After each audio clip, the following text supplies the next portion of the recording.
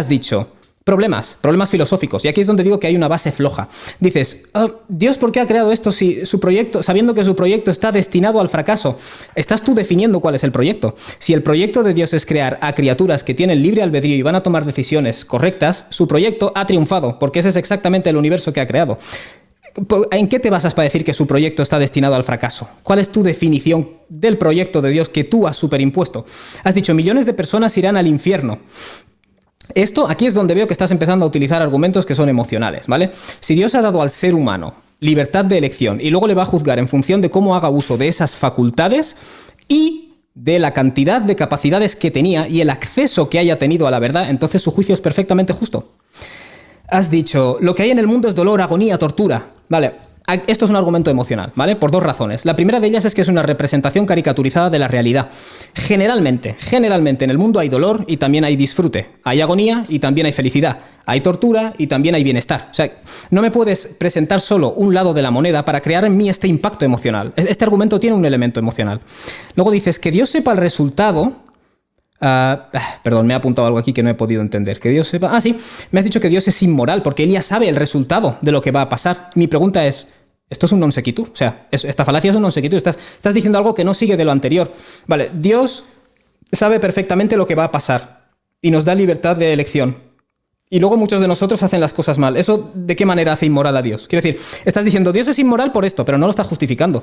¿En qué manera Dios es inmoral por el hecho de crear un universo y darnos libertad de elección sabiendo lo que vamos a hacer? O sea, ¿ese conocimiento le hace ser inmoral? Explícame eso. Porque son cosas que dices sin una justificación. ¿Está siendo Dios justo cuando castiga a alguien con el infierno eterno? Vale, aquí hay esto y lo que has dicho de Hitler, vamos a contestarlo de una.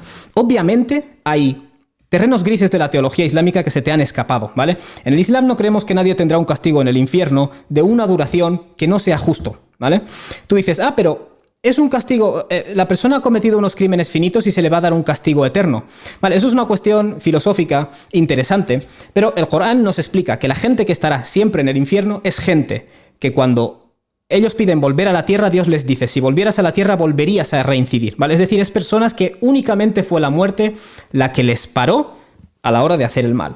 Dicho esto, no olvides que en la teología islámica hay personas que si han creído en Dios, ¿vale? Y no han rechazado la verdad, que esto es el otro punto, si han creído en Dios y han hecho el bien en la medida de sus capacidades y no han rechazado la verdad, por ejemplo, del Corán, porque no les llegó información correcta o evidencias suficientes, pueden salir del infierno, ¿vale? Que ese es un pequeño terreno gris y una laguna que se te está escapando, pero lo cambia todo, ¿vale?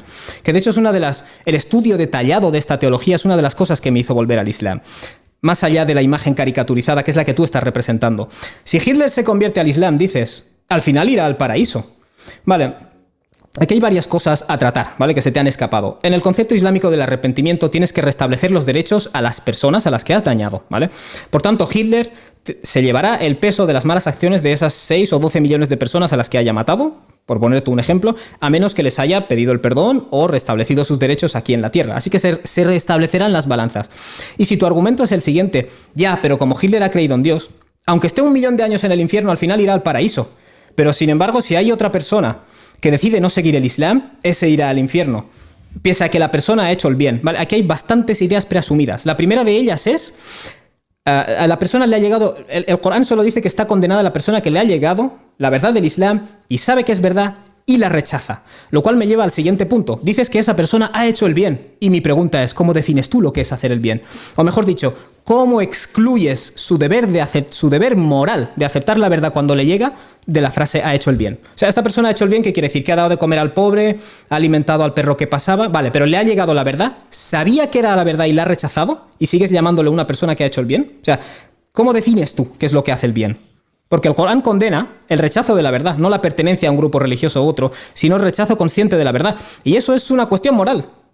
No es una cuestión de que a Dios le molas o eres de su tribu. Es una cuestión moral. Es también una cuestión moral. No sé por qué la excluimos de la lista de acciones cuando decimos hacer el bien. Es más, hay acciones que son tan malas que invalidan al resto de las buenas acciones. Por ejemplo, si yo soy una buena persona que ayuda a una señora a cruzar la calle, pero luego trato a patadas a mis padres, la gravedad de esta acción invalida la otra en la balanza. El kufr es igual. Si a una persona le llega la verdad y sabe que es verdad, y este es el único caso en el que decimos que la persona estará en el infierno condenada, Cualquier bien que haya hecho a la creación es invalidado por esto, sí, por una simple cuestión de balanza. Aquel que me ha creado y sé que me ha dado este mensaje, lo rechazo conscientemente. La gravedad de esto está por encima de haber ayudado a los perritos que pasaban por la calle. Por eso cuando dices, esta persona ha hecho el bien, pero rechaza el Islam, si rechaza el Islam sabiendo que es verdad, esto invalida el bien que haya hecho, ¿vale? Hay unas definiciones arbitrarias aquí de lo que es hacer el bien y hacer el mal. Vale, luego me has hablado del sufrimiento animal. Suena convincente, pero es un argumento emocional. Y ahora te voy a dar ya un argumento en contra de 3 premisas. Premisa 1. El Corán afirma que todo lo que Dios hace es en base a una sabiduría suya. 2. El Corán es de origen divino, como ya te he demostrado. Tendrás que tumbar eso. 3. Por tanto, lo único racional es aceptar que todo lo que Dios hace es en base a una sabiduría. O sea, es un argumento breve, pero es impecable. Si el Corán dice que todo lo hace Dios en base a sabiduría y se puede demostrar que el Corán es de Dios, lo racional es aceptar que todo lo que Dios hace se basa en sabiduría. Tú ahora me dirás, no, eso no lo podemos saber, es un acto de fe. Y eso es mentira. De hecho, afirmar que si se desconoce una sabiduría es porque no la hay, es una falacia, es un argumento en base a ignorancia. Por ejemplo, no tenemos acceso a la vida en otros planetas. Por tanto, no hay vida en otros planetas. Eso es lo que tú estás diciendo, en cierto modo.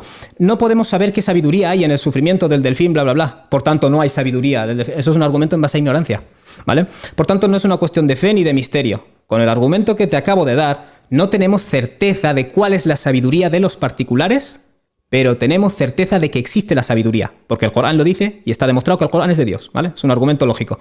Para tumbar este argumento tienes que demostrarme que el Corán no es de Dios. Si el Corán es de Dios, este argumento es válido. Y por cierto, partes de la presuposición injustificable... 10 minutos... Partes de la presuposición injustificable de que Dios está obligado a revelarnos sus razones para permitir el sufrimiento. Estás diciendo, como a mí no se me ha dado la lista, es que no lo hay. Vale, bueno, tu último argumento... Dices, Muhammad, estás haciendo una valoración moral, ¿vale?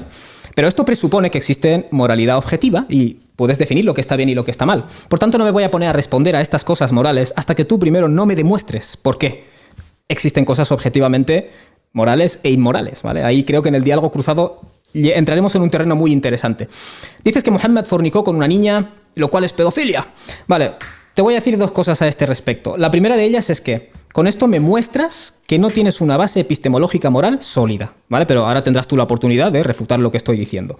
Es decir, cuando tú dices pedofilia estás dando por asumidas muchas cosas, muchas definiciones y muchos conceptos, entre ellos, ¿cuál es la mayoría de edad? Entonces a mí me gustaría que tú me digas cómo calculas tú la mayoría de edad de una manera objetiva, no de una manera subjetiva dictada por la sociedad, ¿vale?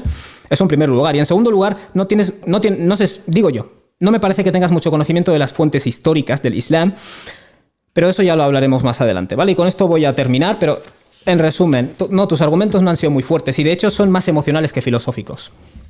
Y con